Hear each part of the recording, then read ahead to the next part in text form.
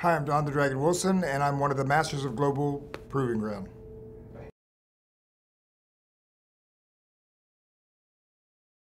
Yeah, I started martial arts in '72 and studied Goju, Japanese karate. And then my brother was a Kung Fu instructor, so I shifted to Kung Fu and got my black belt. And then they started kickboxing in '74, which was the first real professional martial arts competitions in the world.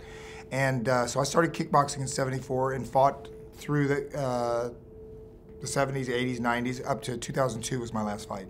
So I went 4 decades of kickboxing, and my final record was 72-5-2, and I won 11 world titles, which is in the Guinness Book of World Records as more world titles than anybody's ever won in the history of the sport.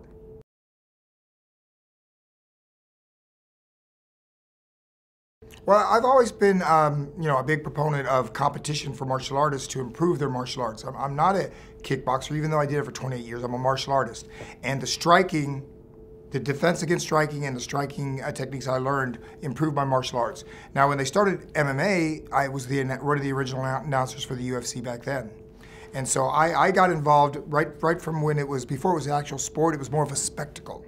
It's like a tournament and no weight divisions, the rules, they advertised no rules, but of course they weren't gouging the eyes and biting each other. And so I got involved way before this existed, but I've watched the progression, the evolution. And they've tried different things. They got rid of the tournament style a little bit, and now they just have regular matches. They got weight divisions. They started wearing gloves. And with Global Proving Ground, they're adding kind of like an entertainment factor to the sport. And I like that aspect of it. I am now a sportsman who went into entertainment, so I think it may be able to help build an even bigger audience by adding some kind of a Hollywood flair to the sports world.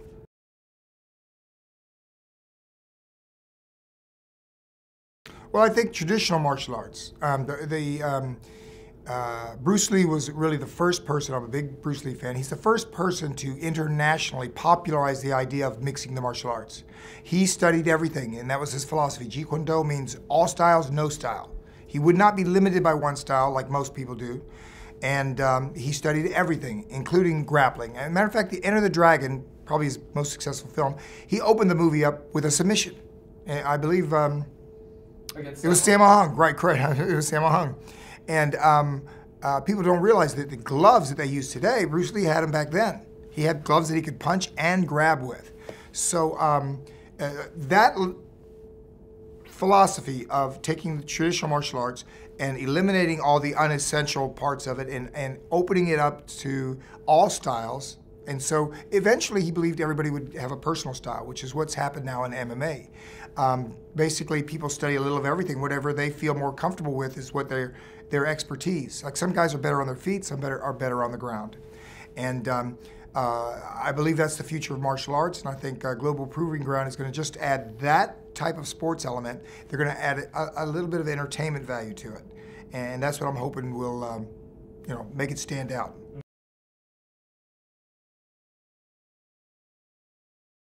Well, as I understand it, let's say there's a really great takedown, submission, knockout that, according to James, they will, if they do not have a great shot of it, angle of it, the fighters have agreed to recreate it so they can shoot it. So it's almost like another take.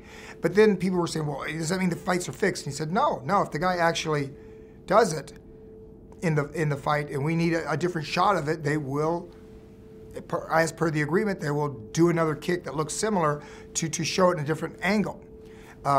So that's kind of adding an entertainment flair. Of course, we do take after take in a real movie, and that's how we get it to where it looks really good. And I think that's something I've never even heard of in sports. I mean, they do it in championship wrestling, although they're live performances. It's all rehearsed, and that's not even a real sport. And that became at one time very popular. So there is some audience for the theatrics of the fight game.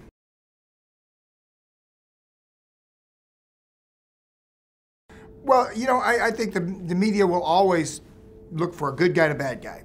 And if the guy is a bad, let's say he's cussing, he's belligerent, he's disrespectful to his opponent, then his opponent is let's say, a school teacher, he's a nice guy, he's got a family, and he's more polite, well, then you have it just perfectly set up. So the media likes to show all the bad in a fighter. And not to say that all fighters are angels, but that's, bad news travels faster than good news, for sure. And I think that's something that's going to happen. It possibly could happen a little bit with Global Proving Ground. The media may focus on one person. He may just have an outburst one day, and then all of a sudden he's labeled as a bad guy. I think it just happened to a pro football player. So that you can't avoid all that, but I hope overall we will be promoting and pushing the positive aspects, the discipline, self-respect, the focused attention, many of the life lessons you learn as a traditional martial artist, which when I was talking about Bruce Lee, it wasn't really, I forgot to point out, it wasn't just because he was the forerunner, it was because he brought philosophy with the mixed martial arts that he practiced. So he didn't believe you just throw out all the traditional values and just learn everything. He believed you studied everything and still kept the traditional values. So I think that's one of the things that's going to separate Warrior Island is if it with people like me and Ron Van Cleef, yes, you will learn, I will be one of the coaches, from what I understand, showing them the proper technique for striking, but I won't be telling them that they just use it. If a guy spills a drink on you, you deck him with a dragon right cross. Oh my gosh. It's okay. Hold on one second.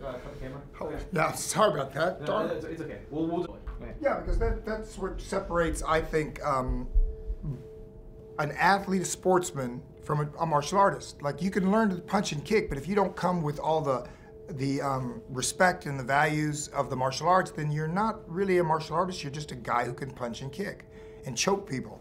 That's a fighter, and I don't believe Bruce Lee would have approved of that becoming the new wave of martial artists, that all they do is learn how to punch and kick, and they don't learn first what they call like might for right. Yes, you want to be strong, you want to be able to defend yourself, but you have to use it in the right time, in the right moment, and that's all taught with the techniques in a traditional martial arts school.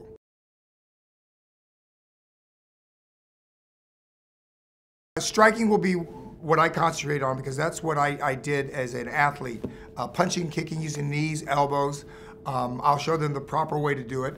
Nothing against the MMA guys, but really, if you look at their level of striking, they're not at the level that the martial artists were in my era of kickboxing, simply because they would throw one or two punches and grab each other and go on the ground. Now, probably had we had the opportunity to do that, if the rules were looser and we could do grappling, we wouldn't have spent so much time perfecting our punching and kicking, knees and elbows. So I think if one thing the sport has evolved, guys are winning. Randy Couture got knocked out by a jump front kick. Although what that shows is also the flip side of that is, Machida jumped up, threw a front kick, knocked out, quote, legendary Randy Couture, great fighter. By that same token, the guys today, you have to be so vulnerable to get hit with a front jump. An amateur kickboxer wouldn't get hit with a front jump. I've never seen it in 30 years, because when the guy jumps up, you just lean back. That's it. But when you're a wrestler and you're used to your weight being forward, like Randy, he saw the left knee go up, his right hand went like this, and the foot hit him right in the face. So the striking level of MMA can be improved and will be improved in the future, and I want to be part of that. And by helping out with Warrior Island, by being the coach of the strikers, I think, I can show those guys a lot about striking.